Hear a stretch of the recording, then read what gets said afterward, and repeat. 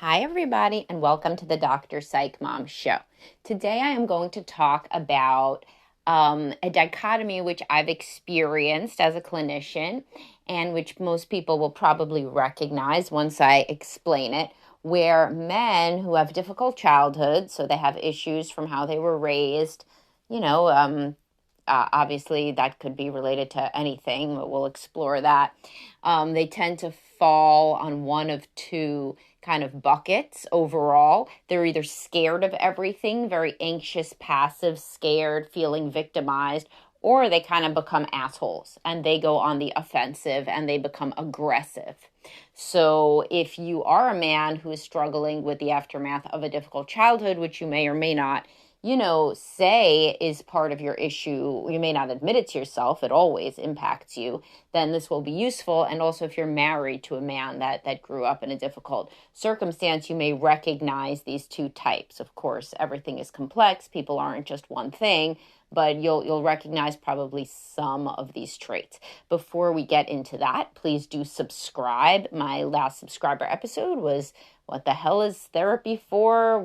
Anyway, like what are you supposed to expect in terms of change? What are your expectations for therapy, and can they be fulfilled? Because sometimes people's expectations are very different than what a human being, that is your therapist, can actually affect in terms of change. So it's good to know going into it, and people usually like kind of a look behind the curtain at what therapists think about therapy anyway. That seems to be kind of a popular topic for you guys. I guess you are curious about the process, obviously, if you're following me.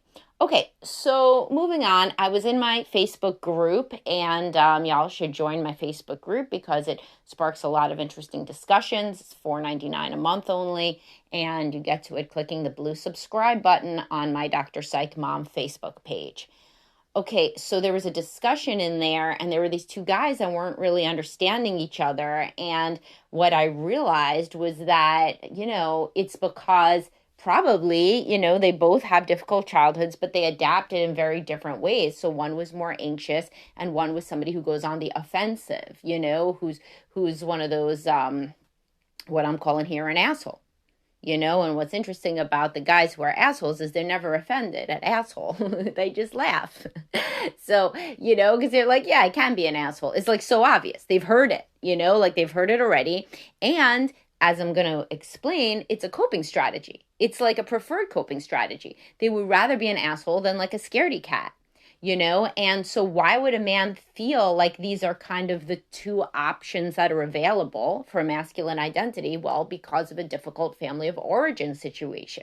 So if you did not feel that you were in a home where you could trust your caregivers for safety and care and for the ability to explore the world, then you basically turn into somebody who is either on the end of an anxious, preoccupied attachment style, which is beyond just attachment style. The preoccupied guys usually struggle with anxiety in a range of domains, which I'm saying here is a, quote, scaredy-cat, for the sake of, making something so obvious that everybody can understand it. And then the other guys become the more avoidant attachment style that say, I don't fucking need anybody for anything. Fuck all of you. I know I can only rely on myself, and I only will. And so, these guys become really hard chargers and real assholes kind of in business, and they could be real successful. Sometimes they go to the military, and they're like, you really learn how to be tough, So, I mean, for somebody that had a fantasy when they were little of getting away from possibly a violent or abusive situation, or at the very least an emotionally abusive situation, and that wants to just like be in full charge of themselves, never have to be vulnerable. This is a vulnerability issue. So they're terrified of being vulnerable. So the military is often, I see loads of guys that go from the military into business. A lot of these CEOs I see were military and then business. But anyway, whether or not they did military, which is kind of also based on your culture and where you're raised, etc. They usually go into, so like some guys went to like a military school. I see some of those guys too, or boarding school, or they just got the fuck out of Dodge when they were 18. They went to college or not, but they basically never came home again. So, because their adaptive coping strategy was, I am going to be completely self-reliant, and fuck everybody. Can't really trust people. Could never really trust my parents. Not that they articulate this, but this is where it stems from subconsciously. Can never really trust my parents for shit. So I'm never going to trust anybody again. I am going to focus on me getting through the world like a hot knife through butter, and fuck all y'all. That's like how they think about it. And then there's the other extreme, right? So then there's the other guys who are very anxious. They're passive. They are very anxious about women loving them. They're anxious about their sexual performance. They're anxious about, so it was actually a discussion about sexual performance and guys who are too anxious to have an orgasm in the group. That led to me realizing there's this dichotomy that would be interesting to talk about. So there's guys that are like the sexual style is very different between these two guys.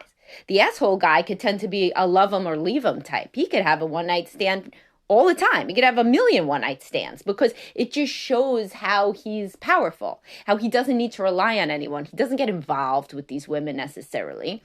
And if he does get married to a woman, it's after like he's thought about it and it's like a rational decision. And, you know, maybe they even did like a personality test if he's into that psychology, or he just, you know, was dating her long enough that he feels that he knows her strengths and her weaknesses and what he can and cannot expect from her. It's a very cognitive decision, and that's how he protects himself from the vulnerability of opening himself up fully, you know, intimately, right? But he has no problem with orgasm, usually.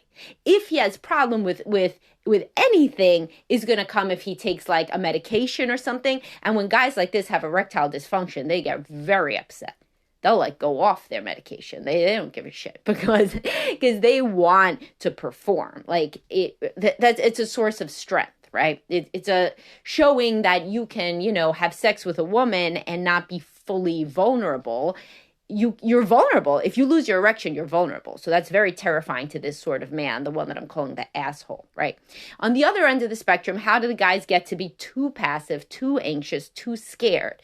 They also had a difficult upbringing, but you know, people have personality variables. So a non-highly sensitive man will probably become more of the asshole, but a highly sensitive man in a difficult situation may become more of the passive, anxious type of person who overthinks everything, who wonders, does my wife really love me? And these guys do struggle with orgasm, with erection, because they're in their own heads.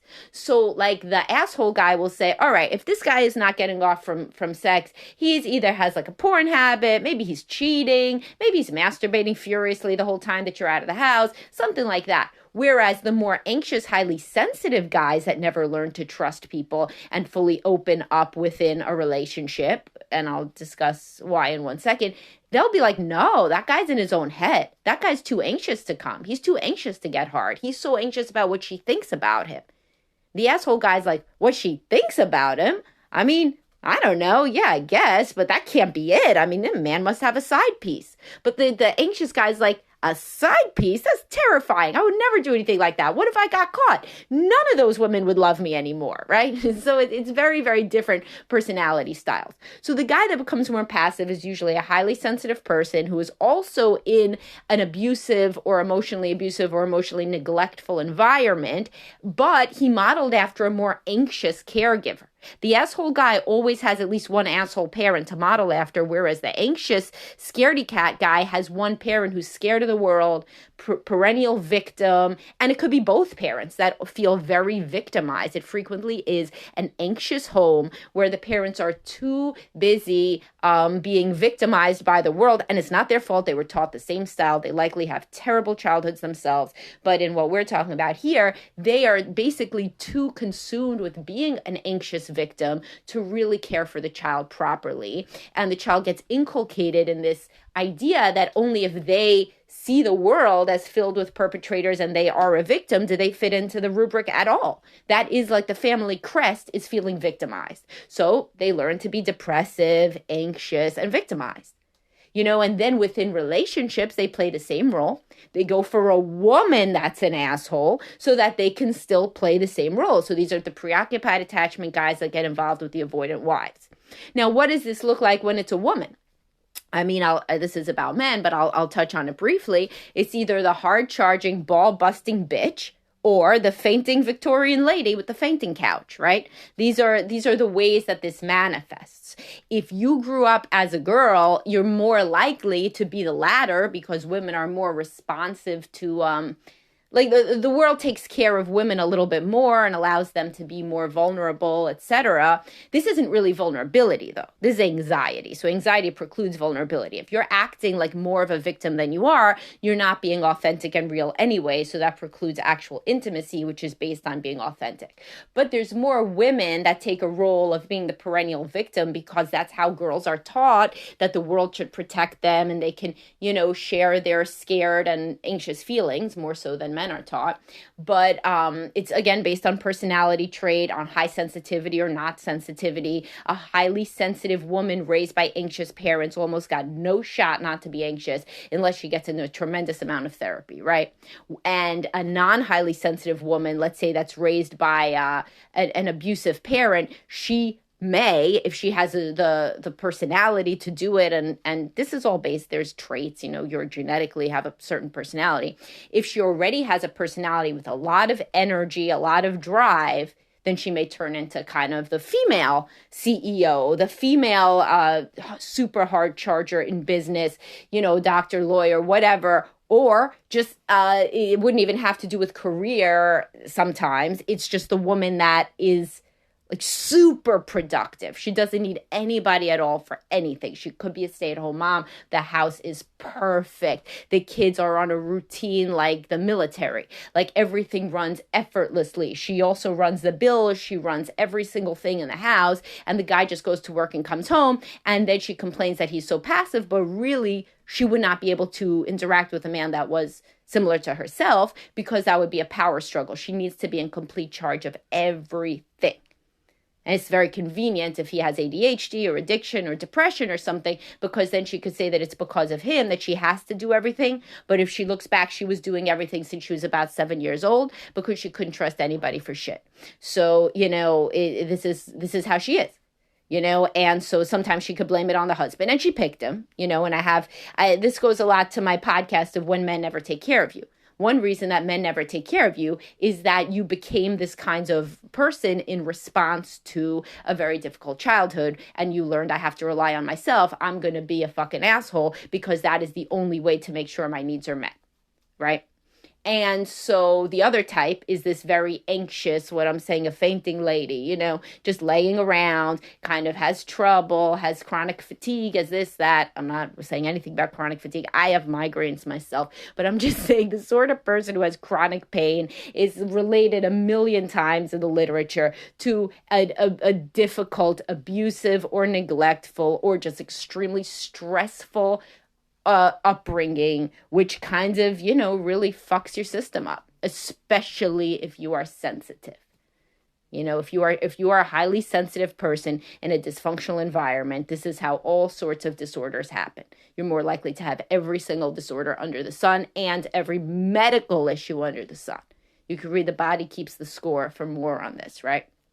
So anyway, the point is that when you have a difficult childhood, it interacts with your personality, whether you're male or female. You can have a different sort of defense mechanism. And if your defense mechanism is being a victim and looking for people to care for you and being very anxious, then you frequently do not understand at all the people whose defense mechanism is being super alpha, super cocky.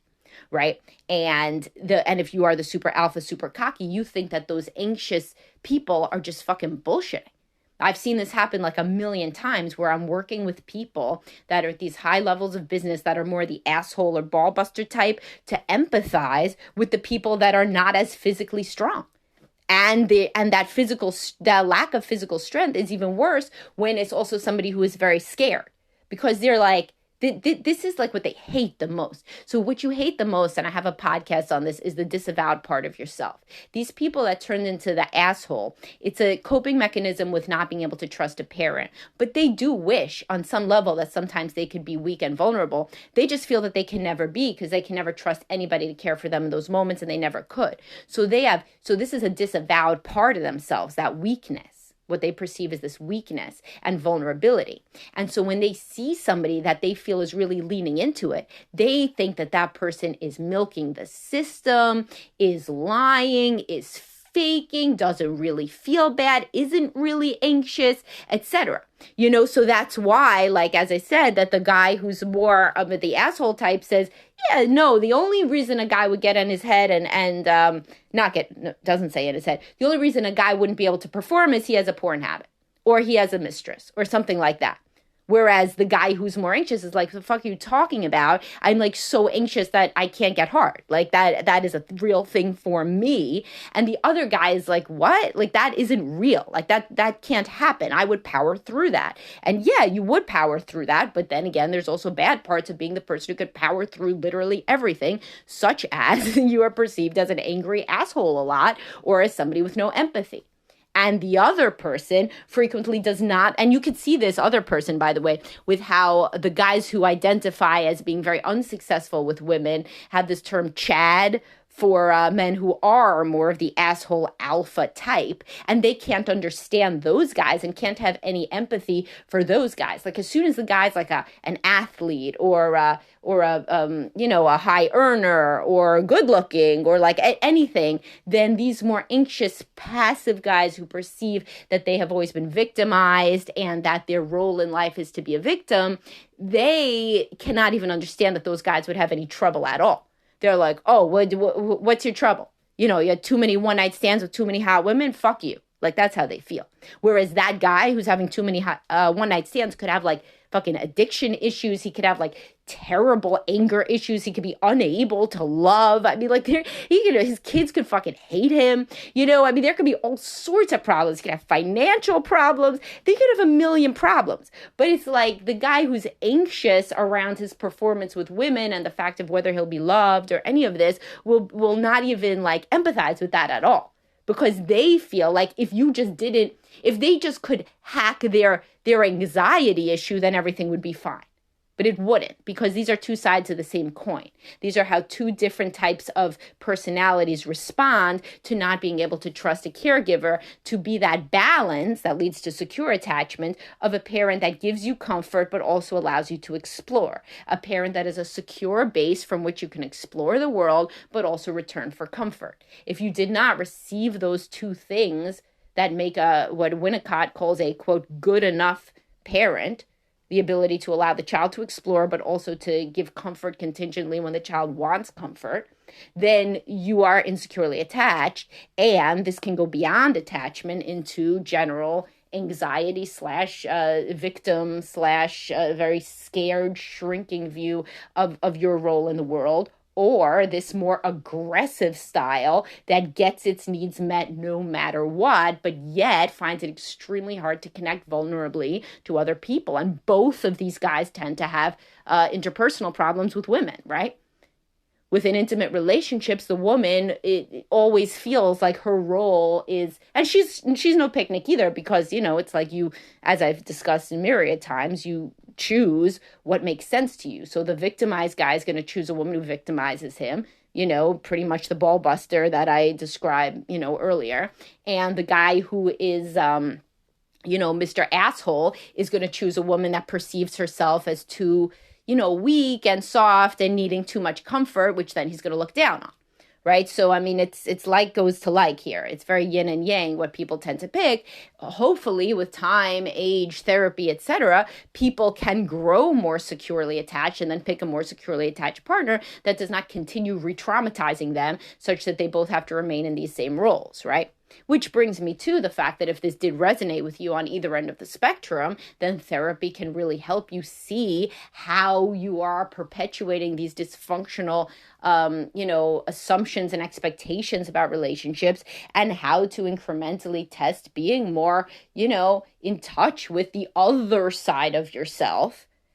For the asshole, it's the more vulnerable side, and for the scaredy-cat, it's the more alpha side. You got to kind of integrate these aspects of your character, but if you picked one as your default mechanism to get through the world as a child, where it was very adaptive, then now it can be very difficult to see that within you do, as everybody does, have all of these sides. Like everybody has a strong side. Everybody has a side that can power through things. Some people just don't believe it. And everybody has a side that wants to be taken care of and loved. And for these asshole guys, sometimes it only comes out in the bedroom. But if it's only in the bedroom that they could ever be vulnerable, then the woman just thinks it's all about sex, and she's within her rights to think it, because he never seems vulnerable or even in need of love in any other way. And so then she does feel used for sex, and she should, right? Because that's real. I mean, if the only time that a man can let his guard down is in the bedroom, then eventually the woman does not really, she's not emotionally invested anymore, because she wants to be close everywhere outside of the bedroom as well. And that's what those kind of guys struggle with. But you know what? The other guys struggle with it too, because they're asking for too much reassurance. These are the guys who say, no, women don't like emotional men, something that I did a podcast about. No, they don't like men who are always whining, like, you don't love me today. Why don't you love me? Why were you looking at that other guy 3 weekends ago when we went to the festival? That's not sharing your emotions, I mean, sharing some emotions, but it's only the bad ones, only the ones that are guilt tripping and anxious. So yeah, if those are the only emotions you share, it's not going to work. So therapy can help you figure out how to access all the parts of yourself, all the parts of your masculine identity, not just the ones that are the persona that you chose to very adaptively get through a dysfunctional childhood. Those made sense then, but they don't make as much sense now, and frequently undermine the ability to connect closely and authentically to a spouse. All right. Hope this was useful to you guys, and I will talk to y'all soon. Bye-bye.